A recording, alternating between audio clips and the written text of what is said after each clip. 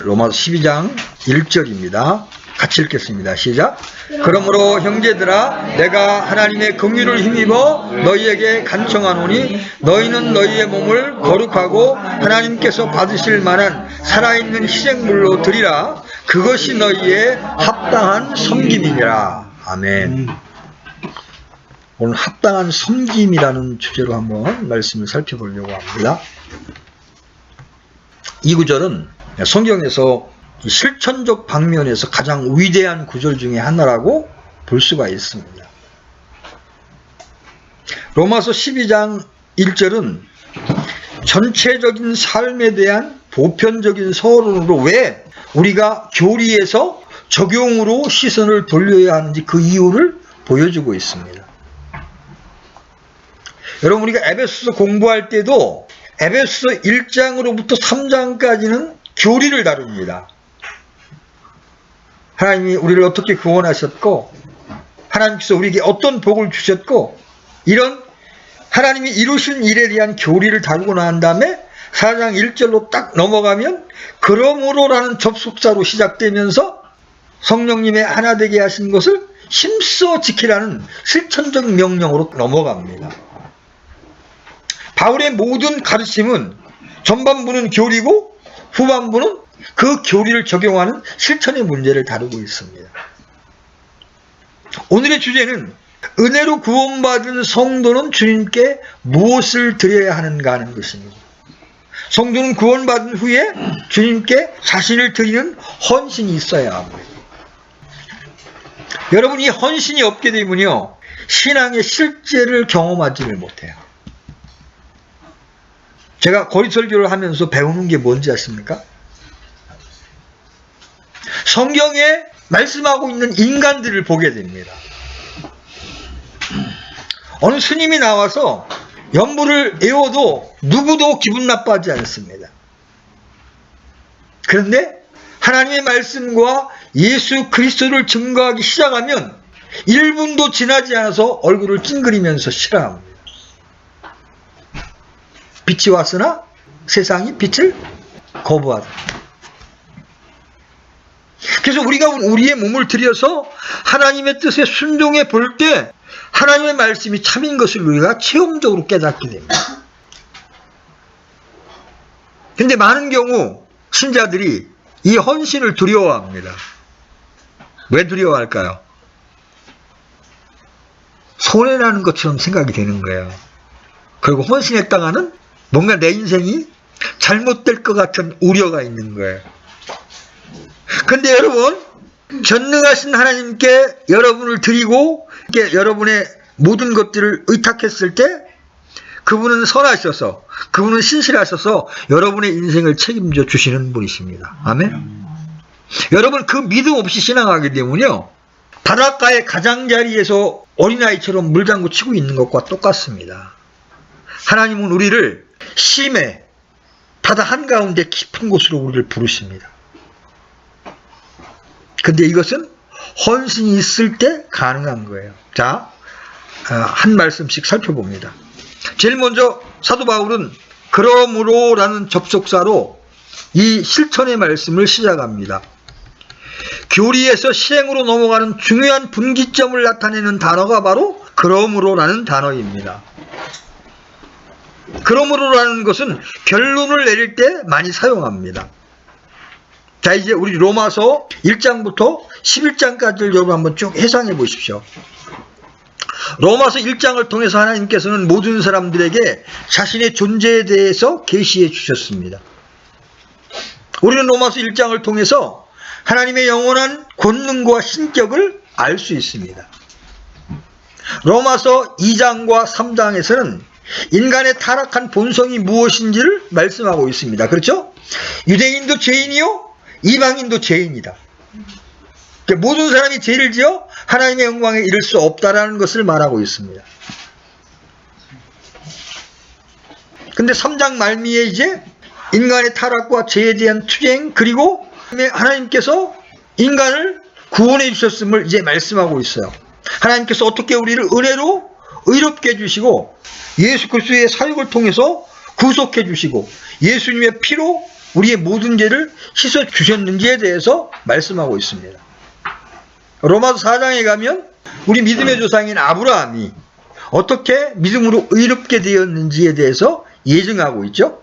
또 다윗이 어떻게 단순히 믿음으로 의롭게 되었고 하나님께서 어떻게 그의 믿음을 의로 여기셨는지를 말씀하고 있습니다. 5장에서는 아담의 죄로 모든 사람이 죽게 되었는데 예수 그리스도의 죽음으로 모든 사람이 살게 되었다고 말씀하고 있습니다. 로마서 6장은 우리가 단순히 우리의 인생을 그리스도께 내어드리고 주님의 통제에 따르기만 하면 우리를 억누르고 있던 모든 죄의 문제로부터 승리할 수 있다고 말씀하고 있습니다. 7장에서는 승리하는 그리스도인의 삶을 방해하는 것이 바로 우리 옛사람이라는 것을 보여줍니다. 그렇죠? 그러니까 승리의 비결은 그리스도께서 내 마음의 왕좌에 앉아 통치하는 것이고 그러기 위해서 우리가 우리의 왕좌에서 내려와야 하는 것이라고 말씀하고 있습니다. 로마서 8장에서는 하나님을 사랑하는 자들 곧 그분의 목적에 따라 부르심을 받은 자들에게는 모든 것이 합력하여 선을 이룬다고 말씀하고 있습니다. 여러분 인생을 살다 보면 우리 자매님 말씀처럼 기가 막힌 일도 많이 만나게 됩니다. 그렇죠? 그런데 그 기가 막힌 일을 통해서도 하나님은 합력하여 선을 이루시겠다고 약속하십니다. 거기에 우리의 믿음이 필요한 거예요. 또 로마서 8장 끝부분에서는 그 무엇도 우리를 하나님의 사랑에서 떼어놓을 수 없다고 말씀하십니다. 그렇죠? 그 어떤 것도 우리를 하나님의 사랑에서 우리를 떼어놓을 수 없습니다. 성경은 이렇게 하나님께서 이러한 것들을 우리를 위해 값없이 주셨다고 말씀하고 있어요. 그런 후에 그러므로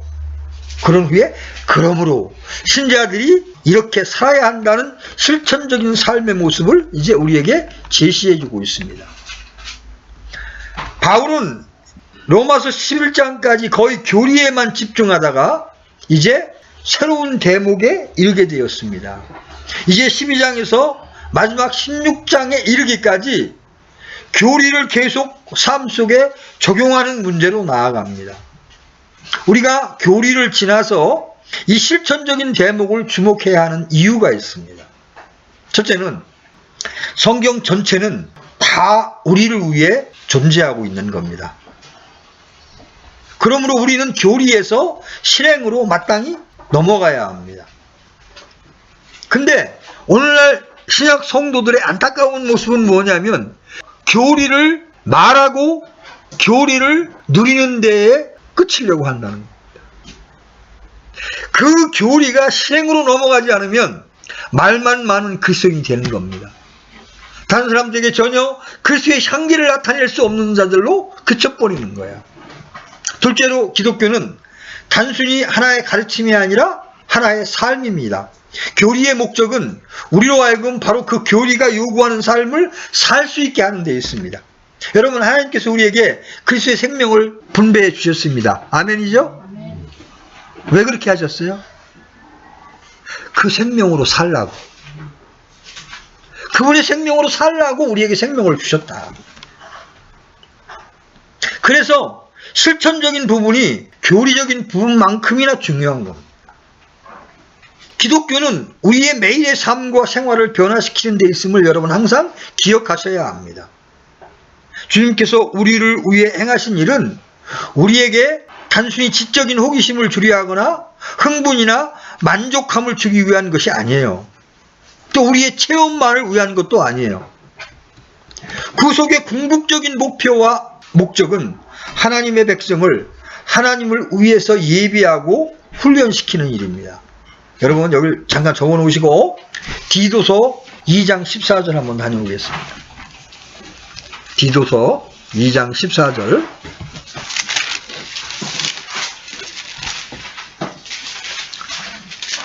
다음 주 암송 말씀이 바로 이 말씀입니다. 디도서 2장 14절입니다. 같이 읽겠습니다. 시작.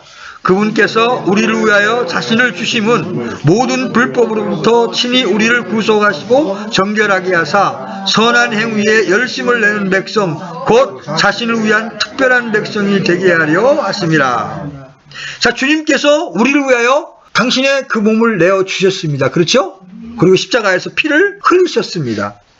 그렇게 해서 그분은 우리를 구속하시고 우리를 정결하게 하셨습니다. 아멘? 그 목적이 뭐예요? 그런데 그 목적이 뭐예요?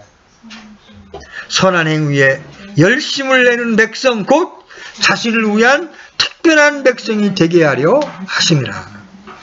그래서 하나님의 백성의 존재 목적이 뭐예요?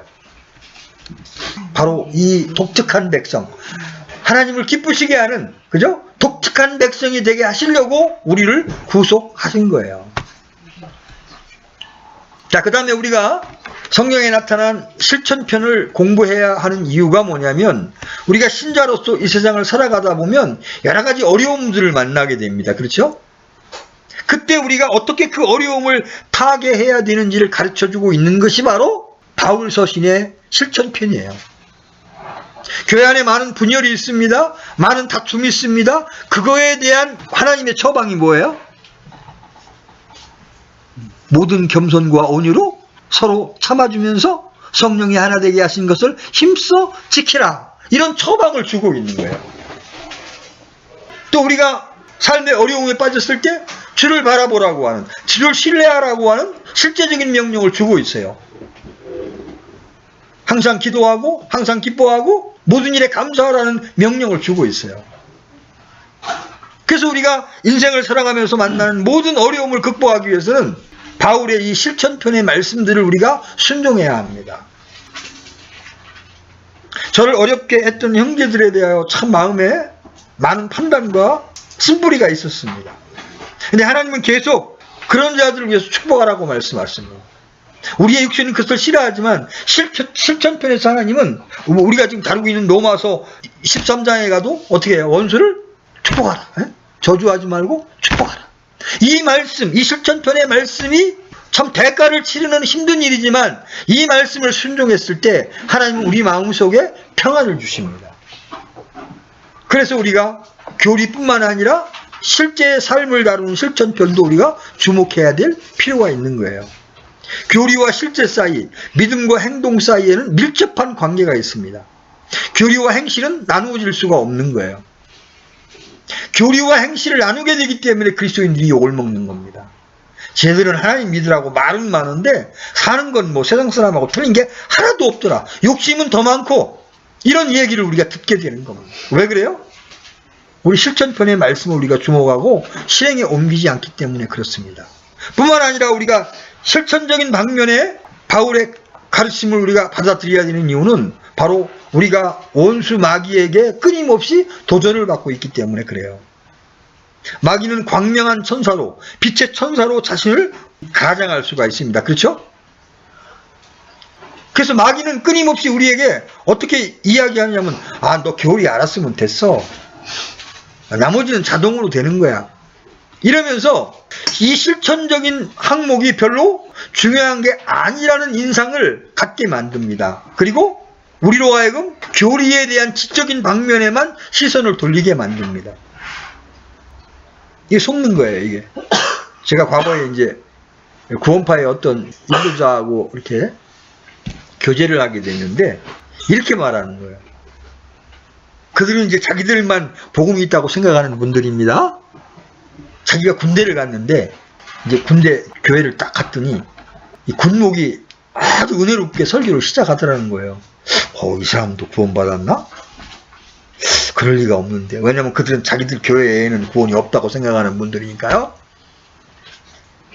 그래서 쭉 설교를 듣는데, 끝부분에 가서, 여러분 그러므로 이렇게 사셔야 합니다 하고 명령을 주더라는 거예요. 그래서 이분이 그러면 그렇지, 그러면 그렇지. 그분들의 인식은 뭐냐면 하라 하지 말라는 명령을 하면 율법적이라고 생각하는 거예요.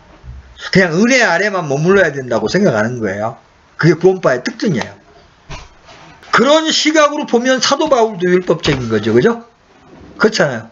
사도 바울이 로마서나 에베소서에서 전반부에서는 항상 교리를 말한 다음에 후반부로 넘으면 항상 어떻게 해요? 그러므로 이렇게 하라고 명령을 하잖아요. 그죠? 이 그들의 기준에 따르면 바울도 구원받지 못한 사람이 되는 거예요. 그렇게 빗나간 사상을 가지고 있어요. 이게 마귀가 우리로 하여금 그릇된 길을 가도록 만드는 방법이에요.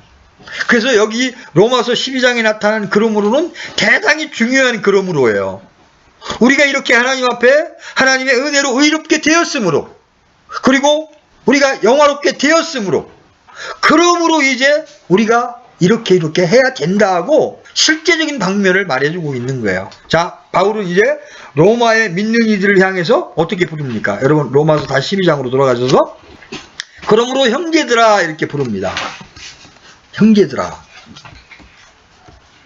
여러분 성경은 바울의 간청을 지금 받는 대상이 형제들이라고 말씀하고 있습니다. 성경은 하나님께서 우리에게 해주신 일을 말씀하신 후에야 이제 우리도 하나님께 무엇인가를 드려야 한다고 말씀하고 있습니다. 여러분 성경은 구원받지 못하는 사람들에게 그리스도인의 삶을 살라고 명령하지 않습니다. 그렇죠? 하나님을 모르는 사람들에게 거룩하게 살라고 말씀하시는 게 아닙니다. 구원받지 못한 사람들은 하나님께 만족하실 만한 의로운 삶을 살지 못합니다. 살 수가 없습니다. 그런 일은 결코 일어날 수가 없어요. 그래서 지금 바울은 구원받은 신자들에게 형제들아 이렇게 부르면서 하나님의 갈망을 말해주고 있는 겁니다. 성경은 형제들에게 말하고 있는 거예요. 여러분이 다 구원받은 형제 자매들이라면 오늘 하나님은 여러분에게 이 말씀을 주고 계신 겁니다. 성경은 이 세상 사람들에게 말하고 있지 않습니다. 성경은 이 세상 사람들에게 주님을 사랑하라고 말씀하시지 않습니다. 성경은 바로 구원받은 형제들에게 말씀하고 있습니다. 성경은 하나님께서 예수 그리스도를 통해 해주신 일을 근거로 여러분에게 간청하고 있습니다. 하나님께서는 단 사람이 아닌 여러분이, 바로 여러분이 자신의 아들을 아끼지 않고 주신 하나님을 위해 살기를 원하십니다. 그래서 로마서 12장부터 16장까지는 구원받은 사람들에게 하시는 말씀이에요. 여러분이 예수 그리스도를 믿고 구원을 받았다면 여러분에게 하시는 말씀인 겁니다. 자, 다시 로마서 12장 1절 보십시오. 내가 하나님의 긍휼을 힘입어 너희에게 간청하노니. 지금 하나님께서 우리에게 무엇인가를 간청하고 계신 겁니다. 하나님께서는 우리에게 명령하실 수도 있지만 그렇게 하지 않으십니다. 주님께서 우리를 위해 행하시고 주신 것을 기초로 해서 우리에게 간청하고 계신 거예요. 하나님께서 우리에게 긍휼을 베풀어 주셨기 때문에 그러므로라고 말할 수가 있는 겁니다. 하나님께서 베풀어 주신 긍휼에 힘입어 사도 바울은 성도들에게 무엇인가를 간청하고 있습니다. 여러분, 우리는 지구에 가야 할 사람들이었지만 이제 하늘나라에 갈 수 있는 자들이 되었습니다. 우리는 받을 자격이 없었지만 영원한 생명과 새 예루살렘을 상속 위협으로 받게 되었습니다. 이 모든 것은 하나님께서 우리에게 큰 은혜를 베풀어 주셨기에 가능한 일입니다. 주님께서 이러한 것을 베풀어 주신 다음에 우리에게 한 가지를 요청하십니다. 주님께서는 우리가 강제적으로 무엇인가를 하라고 말씀하시지 않습니다. 하나님께서 우리에게 요구하시는 것은 강제적인 게 아니에요. 하나님께서는 여러분이 강제적으로 주님을 섬기기를 원치 않으십니다. 하나님께서는 우리가 마음으로부터 우러나는 진심으로, 자발적으로, 자원하는 마음으로 주님을 섬기기를 원하십니다. 우리가 스스로 원해서 하나님께 드리기를 원하십니다. 제가 거리 설교를 하면서 한 번도 형제자매들을 강제한 적이 없습니다. 때로 동역하지 못하는 형제들에게 실망을 느끼기도 하고 마음이 힘들 때도 있지만 억지로 나오라고 제가 말하지 않습니다. 하기 싫은데 억지로 하는 것은 의미가 없기 때문입니다. 그러나 언젠가는 아무도 무엇인가를 억지로 시키지 않아도 자발적으로 복음을 증거하는 날이 오기를 소망하고 있습니다. 하나님은 우리가 자발적으로 주님 앞에 나오고 주님을 섬기기를 원하십니다. 어느 누가 강제하지 않아도, 어느 누가 명령하지 않아도 다른 사람에게 잘 보이려고 하는 게 아니라 하나님을 기쁘게 해드리기 위해서 자발적으로 주님을 섬기기를 원하십니다. 하나님께서는 지금 바로 여러분에게 자발적으로 섬기기를 간청하고 계십니다. 여기서 우리는 바울의 영의 태도를 살펴볼 필요가 있어요. 여러분, 사도는 비상한 능력을 부여받았던 위대한 사람이었습니다. 그죠? 그런데 그의 겸손에 주목하십시오. 로마 교회의 지체들 대부분이 매우 평범한 사람들이었을 것입니다. 그뿐만 아니라 아주 많은 비중을 차지하고 있는 사람들은 종과 군인들이었을 가능성이 높습니다. 그러나 바울은 그들을 보고 형제들이라고 부르고 있습니다. 그는 로마 교회 지체들과 같은 수준에서 자신을 놓고 있습니다. 오늘날 성직자 계급에 대해서 대단히 많은 말들을 듣고 있습니다. 마치 사역하는 형제들은 일반 평신도와 다른 위치에 있는 것처럼 따로 생각하는 경향이 많습니다. 위대한 사도는 가장 비천한 그리스도인과 함께 지금 벤치에 앉아서 우리는 다 같은 형제라고 말하고 있는 셈입니다. 바울은 자신을 하나님의 은혜로 구원받은 존재에 불과하고 죄인 중에 우두머리라고 말합니다. 바울은 그 점을 결코 잊지 않았기 때문에 이 겸손의 요소가 항상 나타나는 것입니다. 뿐만 아니라 그는 형제들에게 명령하지 않고 그들에게 간청합니다. 이것이 바울의 특징이에요. 모세는 명령했지만 사도 바울은 권합니다. 교회를 주장하거나 교회에게 명령하거나 교회에 억제를 가하는 일이 결코 있어서는 안 되는 거예요. 자, 여기 보면 이제 바울이 너희는 너희의 몸을 거룩하고 하나님께서 받으실 만한 살아있는 시행물로 드리라 이렇게 말하면서 너희는 그래요. 여기서 너희는 우리 각 사람, 우리 한 사람 한 사람에게 말씀하고 계신 겁니다. 주님의 간척은 우리에게 개인적으로 하시는 겁니다. 오늘 본문은 여기에 계신 모든 지체들 한 사람 한 사람에게 주시는 메시지입니다. 그런데 오늘 우리 모두에게 하나님께서 요구하시는 간청이 무엇입니까? 바로 여러분의 몸을 드리라는 겁니다. 드리라. 너희는 너희의 몸을 거룩하고 하나님께서 받으실 만한 살아있는 희생물로 드리라. 여러분, 하나님은 우리의 마음을 드리라고 말씀하시지 않고 우리의 몸을 드리라고 말씀하십니다. 그렇죠? 마음으로는 집회에 가고 싶은데, 마음으로는 전도하고 싶은데, 마음으로는 기도하고 싶은데, 이건 아무런 효력이 없는 거예요. 몸을 드릴 때, 하나님 앞에 몸을 드릴 때 참된 섬김이 있는 거예요. 근데 하나님께서 왜 우리의 몸을 드리라고 말씀하실까요? 보세요. 그리스도께서는 영광의 소망으로 구원받은 여러분의 몸이라는 실체 속으로 들어와 계십니다. 아멘? 여러분 고린도전서 6장 19절 한번 가보십시오. 이걸 적어놓으시고 고린도전서 6장 19절. 왜 하나님이 몸을 드리라고 말씀하시느냐? 같이 읽습니다.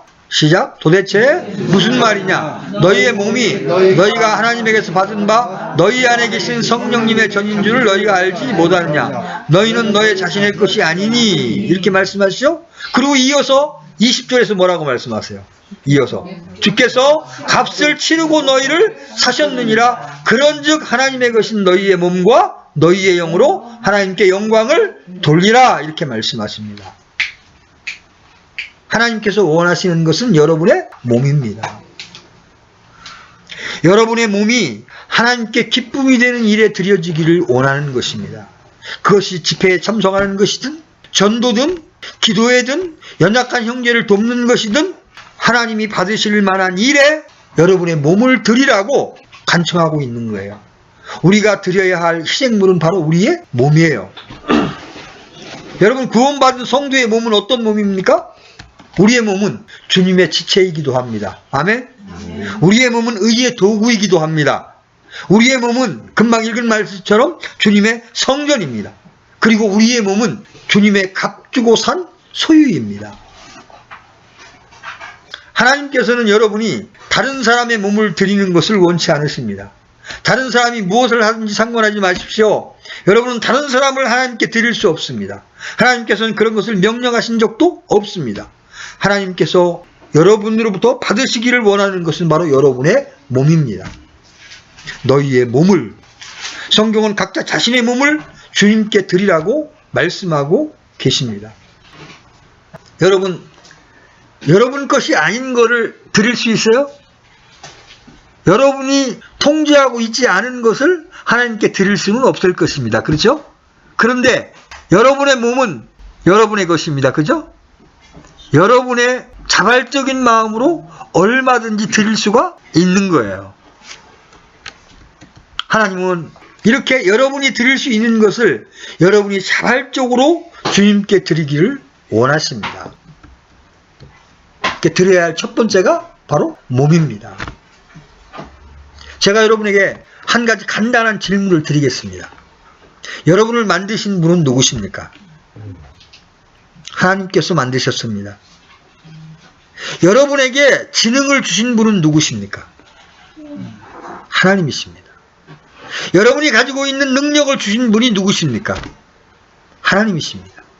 여러분이 가진 삶의 모든 기회와 시간을 주신 분이 누구십니까? 하나님이십니다. 하나님께서는 여러분을 만드신 분이기 때문에 여러분이 어떤 사람인지 정확히 알고 계십니다. 어제 여러분이 무엇을 했는지도 정확히 알고 계십니다.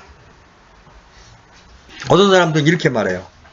제가 좀 돈 좀 벌면, 제가 좀 직장을 좀 잡으면 그때 하나님을 섬기겠습니다.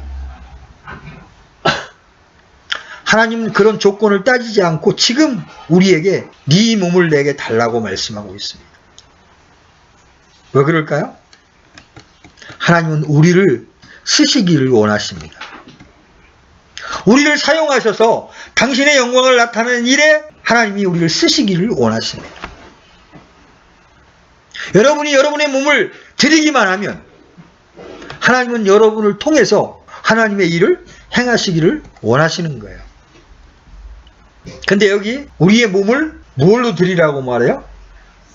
살아있는 희생물로 드리라. 살아있는 희생물로 드리라고 말씀하세요. 여러분, 구약시대에는 짐승을 잡아서 드렸죠? 근데 이제 신약시대에는 살아있는 희생물을 드려야 합니다. 살아있는 희생물을 드릴 수 있는 사람이 누구예요? 여러분 잘 생각해 보세요. 자, 첫 번째, 구원받지 못한 사람이 하나님 앞에 살아있는 희생물을 드릴 수 있어요? 없어요? 없죠? 본인이 지금 살아있지도 않은데, 그죠? 구원받지 못한 사람은 지금 인생을 살아가지만 죽어 있는 거예요. 그죠? 지금 사는 게 아니에요. 그냥 죽어 있는 거예요. 존재할 뿐이에요. 두 번째, 구원받았지만 자기 부인을 통해서 자기를 십자가에 넘기우고 우리 안에 사시는 그리스도를 통해서 살지 않는 사람도 살아있는 희생물을 드리기가 어렵겠죠. 그렇죠? 왜? 내가 사는 목적이 내 영광이고 내 만족이니까. 우리의 삶의 목적이 오직 하나님의 영광뿐임을 아는 사람만이 하나님께 우리의 몸을 산 희생물로 드릴 수가 있는 거죠. 만약 여러분이 여러분의 몸을 아직 하나님께 하나님의 영광을 위하여 드리지 않았다면 여러분은 지금 신앙을 시작한 게 아니에요. 구원을 받았어도 참된 신앙을 지금 시작한 게 아니에요. 왜 구원받았으면서도 사람들이 교회에 나오지 않습니까? 하나님을 경배하는 일보다 내 인생의 기쁨, 만족을 위해 사는 것이 더 중요하기 때문에 그렇습니다. 전혀 자신의 몸을 하나님께 드리지 않고 있는 모습이죠. 왜 구원받았으면서도 여러분 성경을 읽지 않습니까? 성경이 내 인생에 도움이 된다고 생각하지 않기 때문에 그렇습니다. 그런데 여러분 기억하십시오. 모든 것은 없어져도 하나님의 말씀은 하늘에 영원히 세워져 있습니다. 아멘? 그리고 그 하나님의 말씀을 순종한 것만이 영원히 남습니다. 그런데도 여러분이 구원받았다고 말하면서 하나님의 말씀을 읽는 데는 너무나 인색합니다. 제가 좀 여러분에게 강권을 합니다. 하루에 성경 3장씩 읽지 않으려면 교회에 출석하지 마십시오. 오늘날은 핸드폰이 발달해서 핸드폰 앱만 깔면 10분만 내가 시간을 투자하면 성경 쓱장 읽는 거는 너무나 쉽습니다. 제가 병원에 하루에 1시간씩 치료를 받으러 가요. 그 누워서 치료받는 동안 제가 성경을 읽는 게 10장이 넘어요. 시간이 없다고 여러분 말하지 마십시오. 여러분의 마음이 하나님을 떠나 있기 때문에, 하나님이 여러분에게 베푸신 은혜를 잊어버렸기 때문에 하나님의 말씀을 가까이 하지 않는 것입니다. 왜 구원을 받았는데도 복음을 전하지 않는 겁니까? 그것은 여러분이 죽어가는 영혼에 대한 하나님의 갈망을 전혀 만지지 못했기 때문에 그렇습니다. 여러분이 진짜 구원받았고 구원받지 못한 사람이 지옥의 멸망을 향해 달려간다는 걸 믿는다면 여러분은 수모를 당하고 멸시를 당하는 한이 있더라도 그 사람들에게 주의 말씀을 들어봐야 된다고 여러분은 강권하게 되어 있는 것입니다. 하나님께서는 여러분의 몸이 살아있는 희생물로 드려지기를 원하십니다. 여러분 지금 살아있을 때 여러분 자신을 주님께 드리셔야 합니다.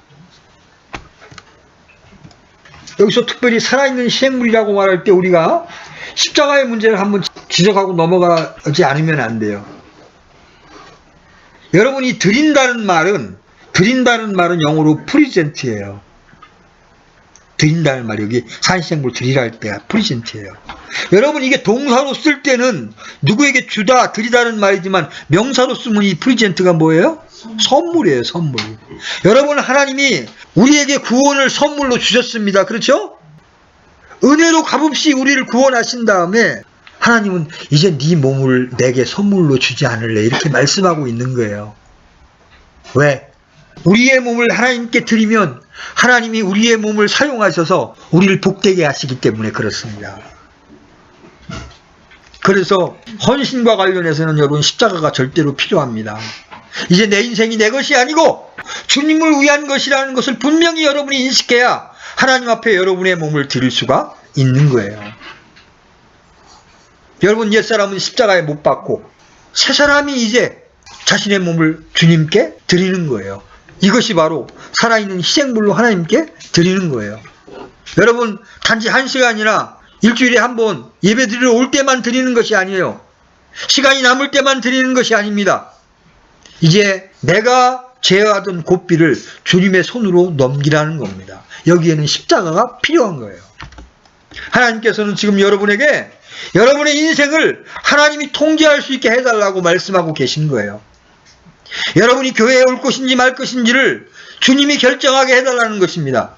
여러분이 기도회에 나올 것인지 말 것인지를 주님이 결정하게 해달라는 것입니다.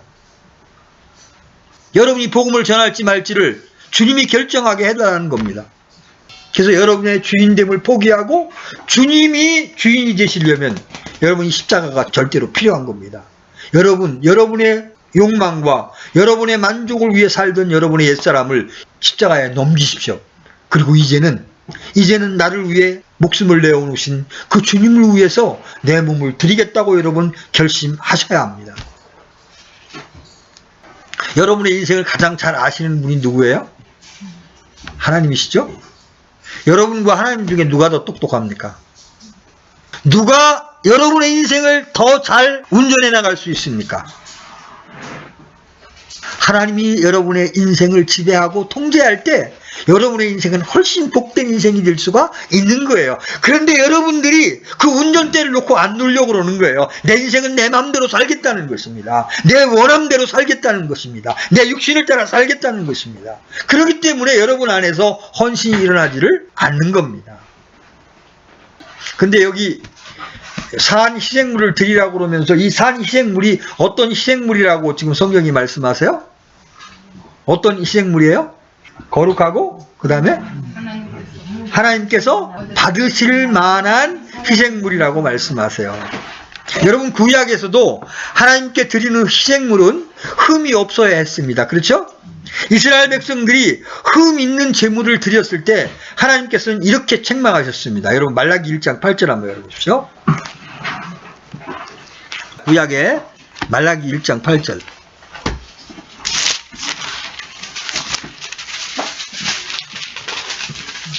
말라기 1장 8절 같이 읽겠습니다. 시작. 만군의 주가 말하노라 너희가 눈먼 것을 희생물로 드리면 그것이 악하지 아니하냐. 너희가 다리 저는 것과 병든 것을 드리면 그것이 악하지 아니하냐. 이제 그것을 내 총독에게 드려보라. 그가 너를 기뻐하겠으며 내 애모를 용납하겠느냐. 이스라엘 백성들에게 하나님이 흠 없는 것을 드리라고 그랬는데 좋은 거는 다 지들이 먹거나 지들이 쓰고 눈먼 것, 저는 걸 희생물로 드리니까 하나님께서 이렇게 진노하십니다. 우리가 하나님께 무엇인가를 드릴 때 가장 좋은 것을 드려야 하는 겁니다. 그런데 우리의 몸과 관련하여 거룩한 이런 표현을 쓰고 있어요. 여러분, 이 거룩하다는 뜻이 뭐예요? 두 가지 의미가 있어요. 이 거룩하다는 뜻이. 첫째는 구별되었다. 여러분, 구약에 성막에서 쓰는 기명들을 구별해 놓습니다. 그때 여러분 그 그릇에다가 똑같은 그릇인데 성막의 용도로 딱 구별해 놓을 때 그 그릇에다가 뭘 바르는지 아십니까? 희생 제물의 피를 바르고 기름을 바릅니다. 왜? 하나님을 위한 용도로 구별되었다는 게 바로 거룩하다는 의미예요. 자, 여러분의 몸은 예수 그리스도의 피와 성령님이라는 기름으로 구별되었습니다. 아멘? 왜? 무엇 때문에? 하나님의 목적으로 사용되기 위해서 구별되어 있습니다. 그런 거로 여러분은 마땅히 여러분의 몸을 살아있는 희생물로 드려야 하는 겁니다. 근데 여러분이 이렇게 예수님의 피와 성령으로 구별되어 있는데 그 목적으로 하나님께 드리지 않으면 거룩한 희생물로 여러분이 드리지 못하는 것이죠. 그렇죠? 여러분의 몸을 주님께 따로 떼어놓는 것이 거룩인데 만약 여러분의 몸을 술 취함이나 방탕함에 내어주거나 여러분의 몸을 음행에 내어주게 되면 거룩한 희생물로 여러분 드리는 거예요? 안 드리는 거예요? 안 드리는 거예요. 우리 주변에 있는 사람들이 모두 방탕하고 타락한 삶을 살아도 우리는 주님 앞에 거룩한 삶을 살 수가 있어요. 왜? 우리는 거룩하게 구별되었기 때문에. 예수님의 보배로운 피와 거룩하신 성령님이 우리를 하나님의 목적을 따라 구별되어 놓았기 때문에 우리가 우리의 의지를 발휘해서 주님께 몸을 드리기만 하면 우리는 하나님께서 받으실 만한 산 희생물이 되는 거예요. 두 번째, 받으실 만한 희생물이 되어야 합니다. 여기서 받으실 만한이라는 말이 굉장히 중요한 말씀이에요. 여러분, 가인의 희생물은 하나님 받으셨습니까? 안 받으셨습니까? 안 받았죠. 왜냐하면 주님께서 원하시는 희생물을 드리지 않았기 때문에 그렇습니다. 하나님은 성령이 없는 육신의 행위를 받지 않으십니다. 여러분이 몸을 드리되 성령을 따라 드리지 않고 육신의 욕망을 따라 드리면 하나님이 그걸 받으시지 못합니다. 받으실 만한 희생이 안 되는 거예요. 믿음이 없는 율법의 의를 하나님은 받지 않으십니다. 그리스도의 의가 아닌 자신의 의는 하나님이 받지 않으십니다. 그래서 에베소 5장 10절에서 바울은 주께서 받으실 만한 것이 무엇인지 입증하라 이렇게 우리에게 말하고 있어요. 우리는 주님께서 미워하시는 것, 가증히 여기시는 것들을 알아야 합니다. 그리고 주님께서 기뻐하시는 것, 받으시는 것들이 무엇인지를 알아야 합니다. 근데 우리는 하나님을 섬기는 데 있어서요, 각자 자기 기준을 가지고 있어요. 그죠? 우리는 우리가 믿는 대로 하고 싶어 합니다. 그래서 우리는 우리의 기준을 버려야 합니다. 우리의 기준이 아니라 하나님의 기준을 가지고 이렇게 하는 것이 하나님이 기뻐하실 수 있는가를 보아야 해요. 거룩함의 기준도 마찬가지죠. 내가 생각하는 거룩함이 아니라 하나님께서 생각하는 거룩함의 기준이 되어야 합니다. 사람마다 이 기준이 다를 수 있는데 우리는 항상 어디에다 기준을 맞춰야 돼? 하나님의 기준에다 맞춰야 돼요. 내가 나의 이 헌신이 하나님께서 받으실 만한가에 항상 그 초점을 맞춰야 합니다. 자, 여러분 로마서 12장으로 다 돌아가셔서 그렇게 우리의 몸을 살아있는 희생물로 드리는 것이 무엇이라고 말해요 지금? 그것이 너희의 합당한 섬김이니라. 합당한 섬김이니라. 여기 아까 말씀드렸지만 이 합당한이라는 말이 영어로 reasonable이에요. reasonable. 이치에 맞는, 타당한 이런 뜻이에요. 여러분, 하나님보다 합리적인 분이 없으십니다. 성경책보다 합리적인 책이 없어요. 믿음은 이성으로나 감성적으로나 지극히 논리적이고 합리적인 것입니다. 성경의 내용은 때로 우리의 이성을 초월할 수는 있어도 부당한 것은 하나도 없습니다. 우리는 지옥에 갈 사람이었습니다. 그렇죠? 우리는 스스로 그 길을 벗어날 수가 없던 사람들이었습니다. 그런데 하나님께서는 우리가 예수 그리스도를 믿는다는 그 이유 하나만으로 우리를 용서해 주시고 우리에게 영원한 생명을 주셨습니다. 그뿐입니까? 살아가면서 우리가 기도할 때 우리에게 필요한 은혜를 날마다 공급해 주시는 분이십니다. 그런 주님께서 우리에게 자신을 드리라고 요구한다고 해서 이것이 합당하지 않은 요구입니까? 이 주님의 요구가 지나친 것입니까? 여러분 한번 잘 생각해 보십시오. 그것도 무조건 희생하라는 것이 아니에요. 그렇게 네가 헌신하면 더 복된 세계를 보여주겠다. 더 복된 유업을 너에게 주겠다. 너에게 기쁨을 주겠다. 너에게 인생의 참된 만족을 주겠다고 하면서 여러분은 우리에게 우리 몸을 드리라고 요구하고 있어요. 이 요구는 너무나 합리적인 것입니다. 너무나 타당한 것입니다.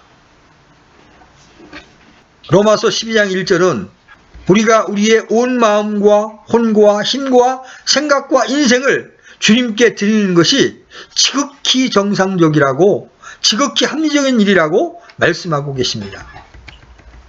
이 설교를 들으면서 여러분 마음 가운데 어떻게 그렇게 살아요? 그건 너무 광신적인 거 아닙니까? 이렇게 여러분 마음속에 그런 회의가 들지 몰라요. 그러나 성경은 그것이 합당한 섬김이라고 말씀하고 있습니다. 어떤 사람은 전적으로 하나님께 드린다는 것은 너무 극단적이지 않나요? 이렇게 반문할 수 있어요.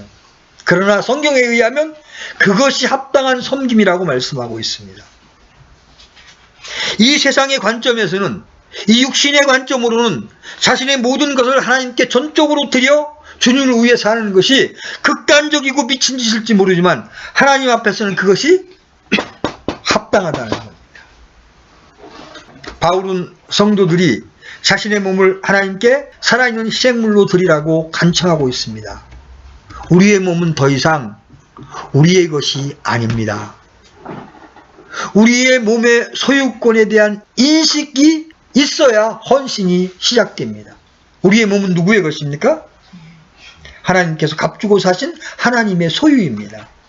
소유권을 가진 하나님이 우리를 쓰시겠다는데도 그 소유권을 인정하지 않고 내 인생은 내 것이라고 내 마음대로 사는 것, 이것처럼 악한 것이 없는 것입니다.